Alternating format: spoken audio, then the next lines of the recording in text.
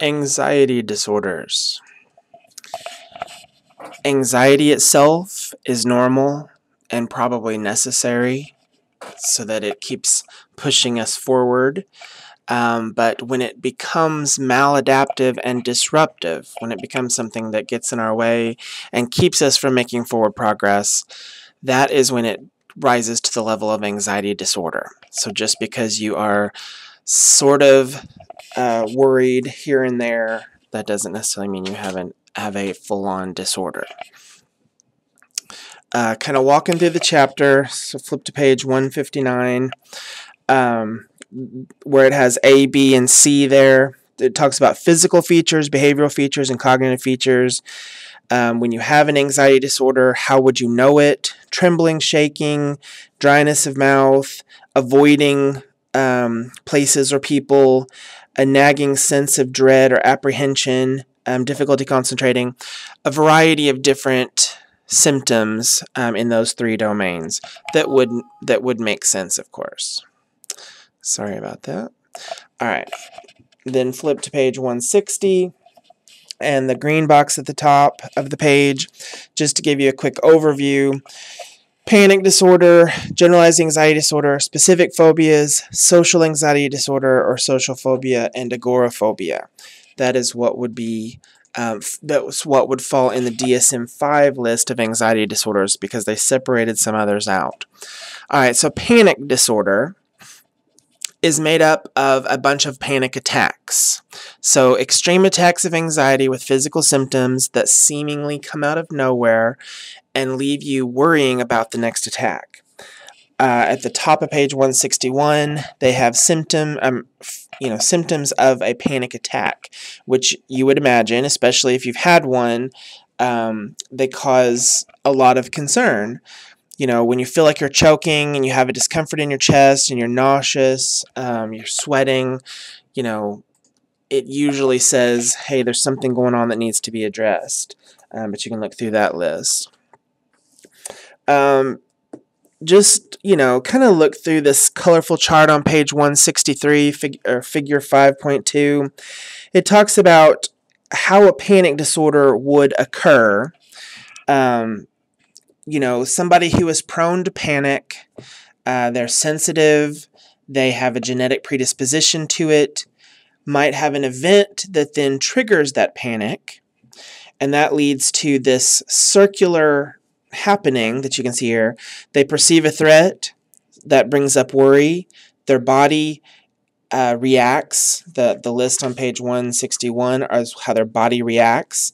This puts the idea into their head that because of these bodily sensations, there's something terrible getting ready to happen, a catastrophic misinterpretation of these bodily sensations, which leads to perceptions of threat, and so on and so forth.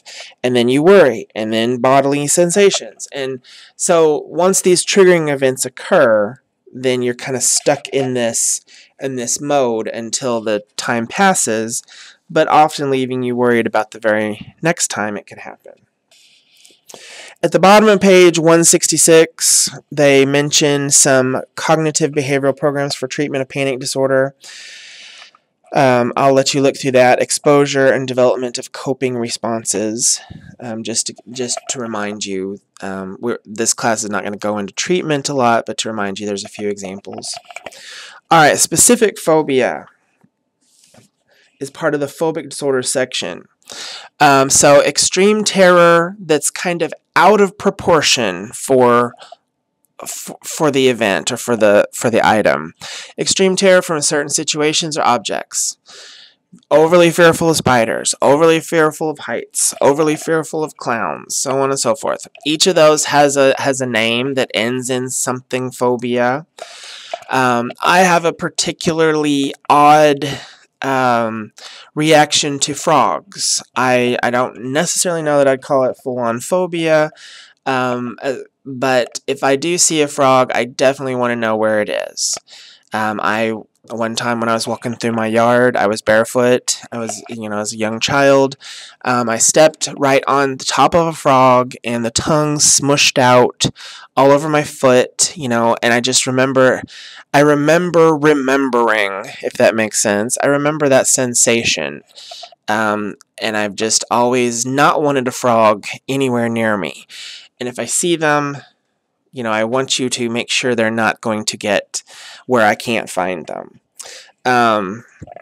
But you can see on page 168 that phobias can come in all kinds of categories. I mean, one semester we looked up phobias, and there's like phobias to pumpkins and phobias to...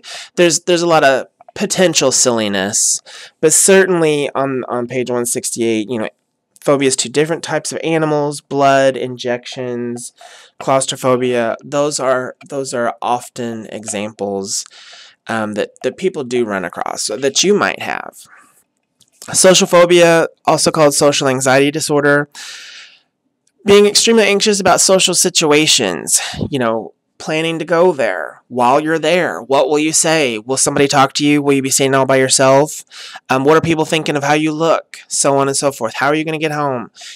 Just all of that kind of wraps up and sometimes makes it to the point to where you don't even want to go anywhere, and that would drift into agoraphobia, where you would just fear open and busy places. It doesn't mean you fully couldn't go, but it would make it more likely that you would stay home and not go out into those public places.